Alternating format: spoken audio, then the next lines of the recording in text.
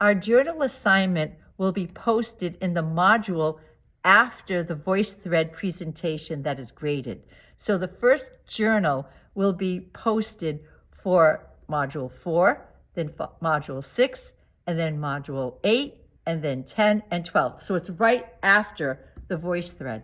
And what you're going to do to complete the journal is that you'll be watching your peers in the student gallery, and you're going to pick 3 peers to review.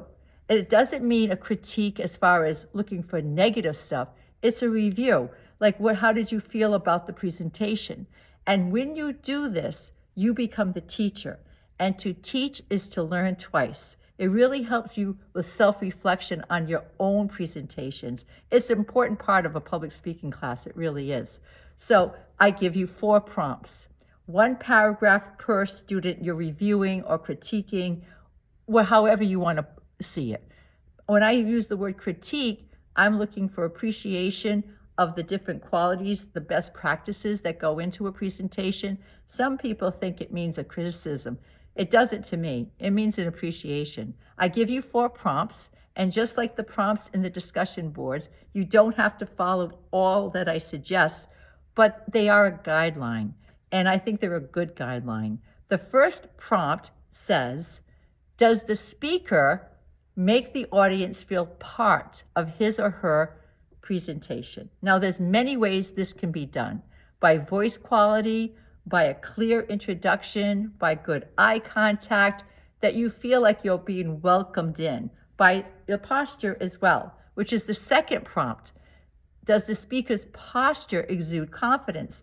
Does the person look confident, or are they all like closed in, looking down, hands on their face, that sort of thing? Like, what does the posture say? Now, you're not a body language expert, and neither am I, but we all get feelings on posture. We really do. Right now, I am using my hands. I try to use my hands in my video presentations because I was raised by other faculty in other speech courses saying that if a speaker does not show their hands, they are not going to establish trust with the audience. Hands are very important. So people who put their hands behind their back, in their pockets, or just hide them are not as trustworthy. Well, you may not think that's true or not true, but I'm watching people all the time. I watch people on the news, I watch our politicians, and I said there is something about that. Most of the politicians have been coached, so you see their hands all the time. But if you don't see the hands, they're either doing a self-touch gesture behind their back, calming themselves down, or they're petting their kitty cat and you can never see them. There's something makes you feel less confident about that presentation. Whether that's true or not, I don't know. You'd have to ask the behavior and social scientist about that one. But that's why I do it. Number 3 says, what area that you truly enjoyed about your peer's presentation? And hopefully you're picking presentations that you do enjoy, that you like them. And that's very subjective. Maybe you like the topic, you just like that person, you like the sound of the voice. There's something about it that's subjective. It's very individualized. So you pick one of those peers that you feel that way, and you look at the other aspects. Number 4 says, are any improvements or any changes you might suggest? You don't have to answer that one, but sometimes you're watching a really cool video and you can't help but think, gee, if we had more time and if we were face to face, we would have samples of what you're talking about, especially if someone is reviewing a recipe, right? Just for fun. Or boy, they could have used a PowerPoint at that point. In our videos, I don't expect anyone to be using PowerPoints. I really don't.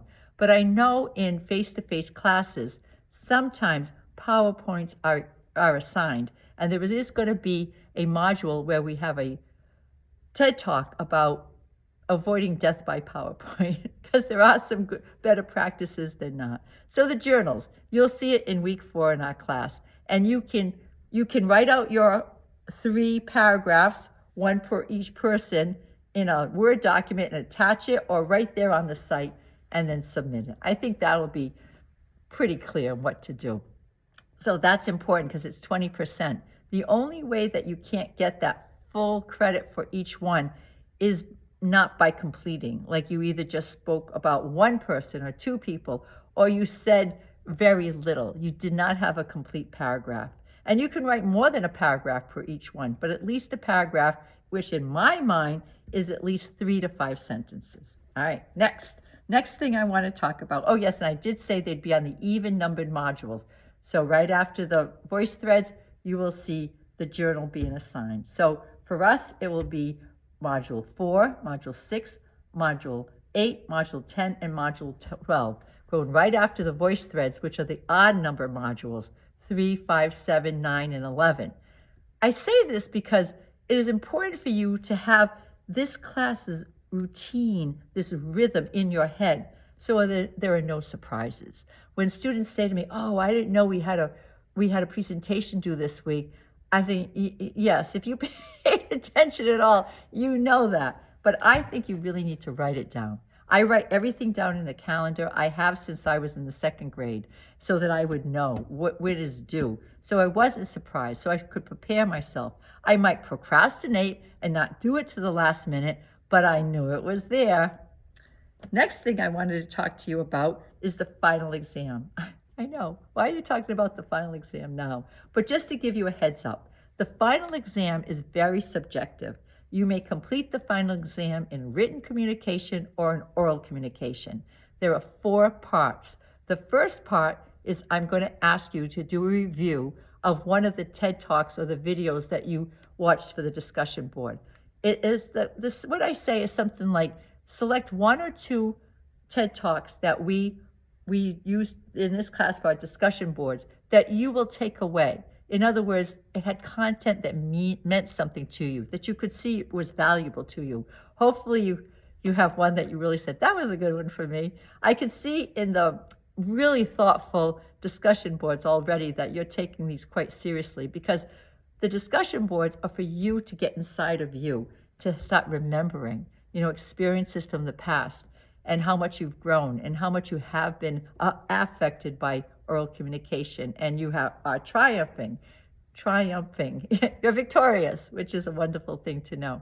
All right, so that's the first one. The second one is to go back into your journals and pick 1 or 2 classmates that you particularly enjoyed watching throughout the semester, and tell us what you see about their growth, the types of topics. It could be very much what you said in the journals, but this time you won't have 1 paragraph per person. You might have 2 or 3 paragraphs for the entire journal, and you'll be speaking about 1 person. 2 if you really can't make a decision, but again, this is private. This is not a popularity contest.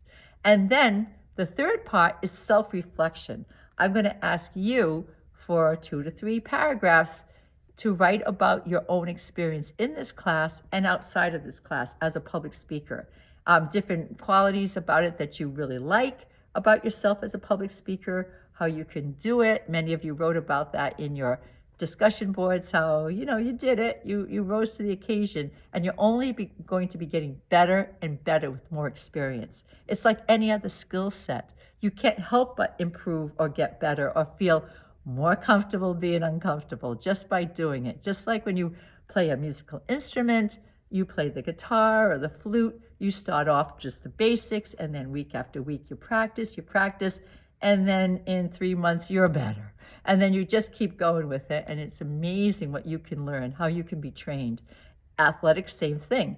You don't run, if you're going to be running for, let's say you're going to be running 20 miles per season, you don't run all 20 miles in one day. You do 2 miles, 2 miles, 2 miles, 2 miles, and then you start to, and your endurance improves, your strength improves, and little by little you get better and better, and it's like any other skill set. So that's the third thing. The fourth is on the textbook. I know I haven't talked about the textbook at all, but we do have one, and it's a virtual text, and you can find it through the syllabus, or it's right there when you first open up your module, right on the top, the virtual text.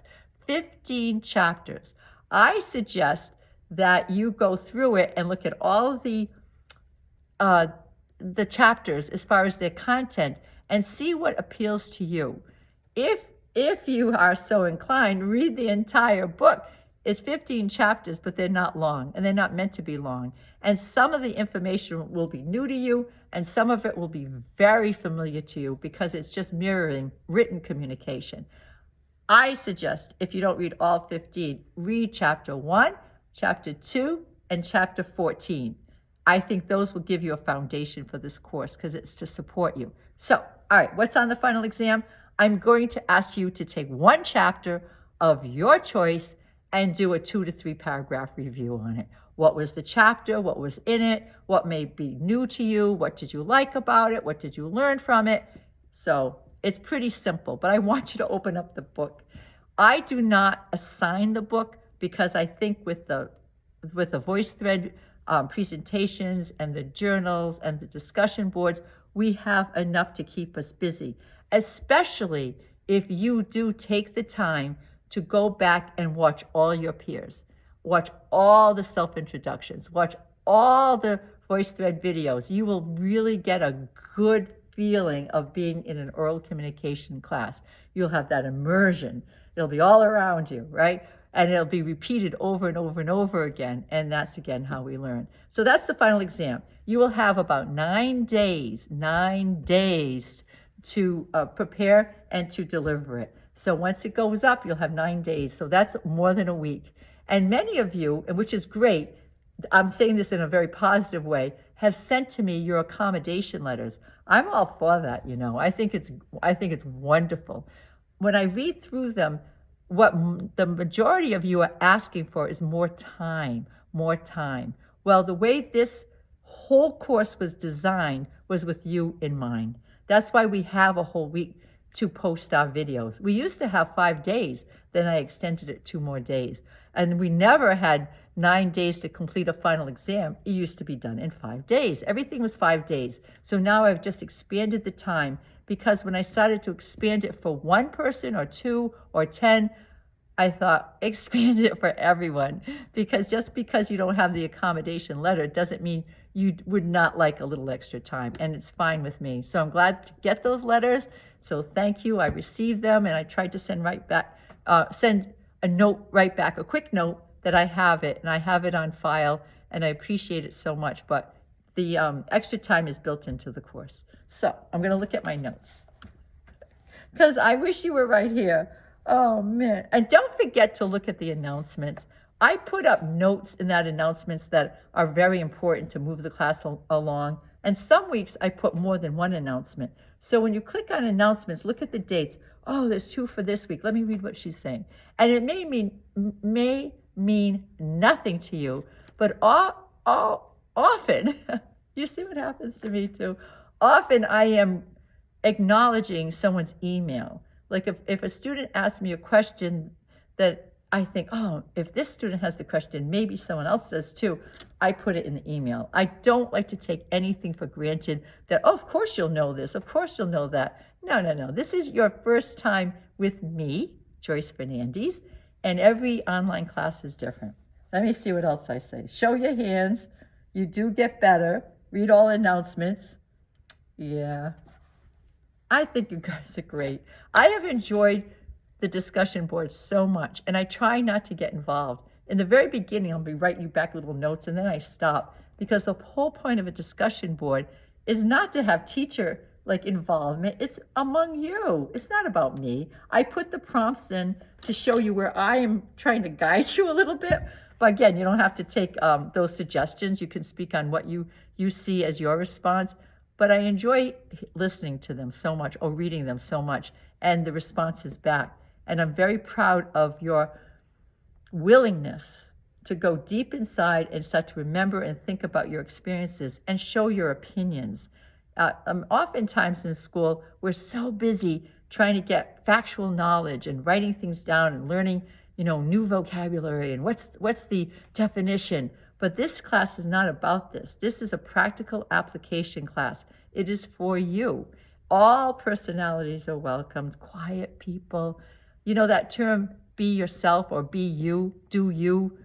You say it better than I do, but that's what it's about, celebrating who you are, not trying to be somebody else's personality, because there will be a day those oral communication skills are going to be very important for you to be on a job interview, to have interpersonal relationships with people, the first time you meet someone's parents, your first day on workplace. And when you go into your 4-year school, for sure you will be doing oral presentations in front of the group. That's very popular in the junior, senior year, and when you go for your master's and your PhD.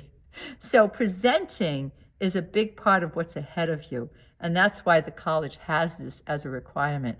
We didn't do it just because we think it's kind of fun. It's fun, but that wasn't the point. It's another skill that you might not have worked on in the past. You've worked on your written communication skills quite a bit since like preschool. You learned the ABCs and how to write your name, but formally to talk about oral communication skills is often forgotten. So I'm very proud of all the schools that I've heard about that do give oral communication assignments in your early grades, just to get you focused on the fact that your opinion counts. You do have a voice. You just need to practice and exercise. And this place is a safe place to practice. So let me review what we just spoke about for the last 2 hours. I think that's an exaggeration. I hope so. But about the journal that's coming up, right? After the first voice thread that's graded, and the final exam. And let's see what else. Read the announcements. I appreciate all the accommodation letters. I think that's it for now. I probably said more than you need to listen to, but this is the way I'd like to connect. I could write all this down, and many times I do, but I like using my oral communication skills. And for you to see that I'm not always perfect. I stumbled, I stuttered, but the sincerity is there, and I keep going. I have done presentations with thousands of people in the audience, very formal occasions, and I wasn't perfect, but I kept smiling. I kept my message in front of me. I was connecting to the audience. I cared about their needs, and it all worked fine. You don't have to be perfect to be perfect. And that's another thing I like to say. I like to say be comfortable with being uncomfortable. I like to say be you. Perfection isn't always the name of the game or ever, but just sincerity is really important. Okay, continue, keep going in this class, and I will see you all soon.